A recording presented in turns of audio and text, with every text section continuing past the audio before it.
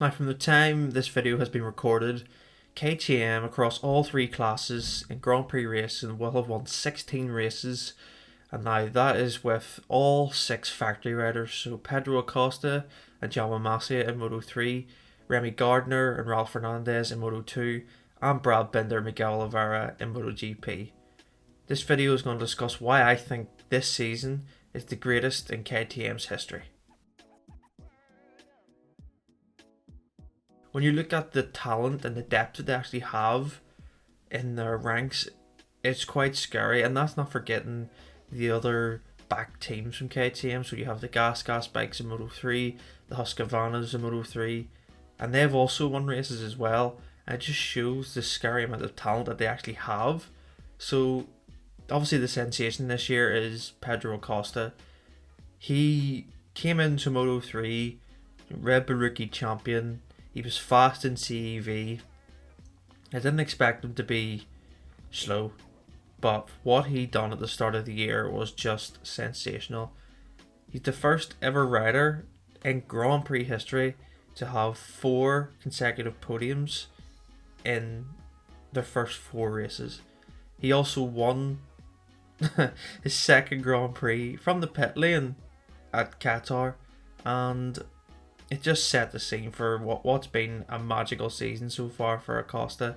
He's currently won 5 races in Moto3 and he leads the championship with 6 rounds to go. So it looks like we're going to have a rookie world champion in Moto3.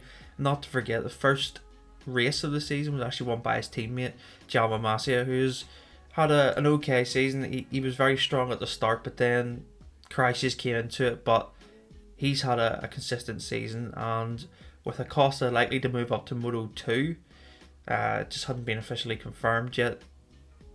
Who knows what Acosta can do in Moto2? And as we're talking about Moto2, we'll move on to arguably the greatest season I've ever seen a team in Moto2 put together. I thought about teams in the past that have had really strong seasons with both riders. I can't really think of one stronger than this. So Remy Gardner and Raul Fernandez have just lit up Moto2. 4 wins apiece.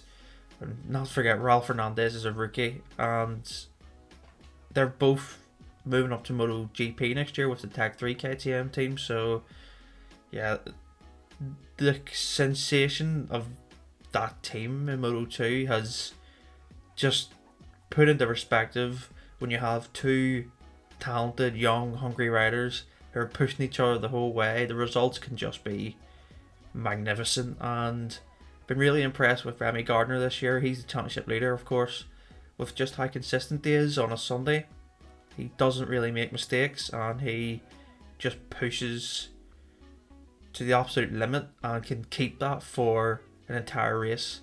Raul Fernandez has had a few more little mistakes, but that could be expected. He is a rookie, but he's still won 4 races and his pace has just been unbelievable at times. So I'm very excited to see how he'll do in MotoGP, but I'm also excited to see Remy Gardner in MotoGP, just because I think that he'll be something special when he gets, used to full electronics, just a full engine of MotoGP. I think he'll be really, really special. So yeah, Moto2, that title's wrapped up pretty much for the team championship, and also one of the IO riders, of course, will win the title. But we look at MotoGP, it hasn't been the greatest year in terms of wins, podiums for KTM, but from where they were at the start of the year, if you don't remember, they were struggling a lot. It was a chassis problem that was hindering them in a race with rear tyre grip, and once we got to Mugello, the switch was just flicked. They brought a new chassis, and immediately Miguel Oliveira and Brad Binder were on the pace. Oliveira got a podium at Mugello. He finished 2nd place, and then the next round at Catalunya we had arguably one of his best wins of his career. Miguel Oliveira just, it was sensational, that win at Catalunya. It was controlled.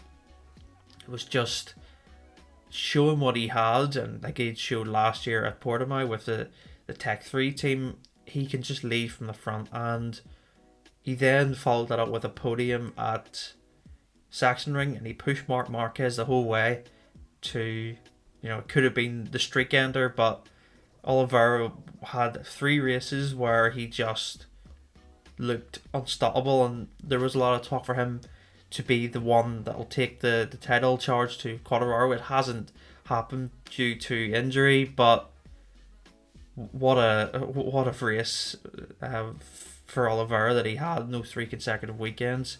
It was just sensational. And then Brad Binder, of course, winning that just crazy race at Austria a couple of weeks ago.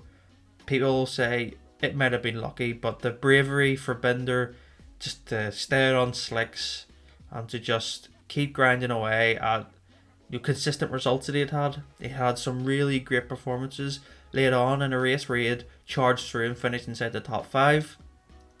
But this one trumps it all, and that's why I think the KTM's talent pool that they have is just frightening. You know, they can just pick riders from each class to move up in their system, and that's why I think for the next few years KTM are going to be there, and that MotoGP title will eventually come. But let me know your thoughts on KTM this year as a whole. Do you think it's been arguably one of the greatest seasons ever for a manufacturer in terms of factory teams, you know, across all 3 classes? I'd love to hear your thoughts, and make sure to subscribe to Christ MotoGP for more content. Until then, until the next video, I will see you next time.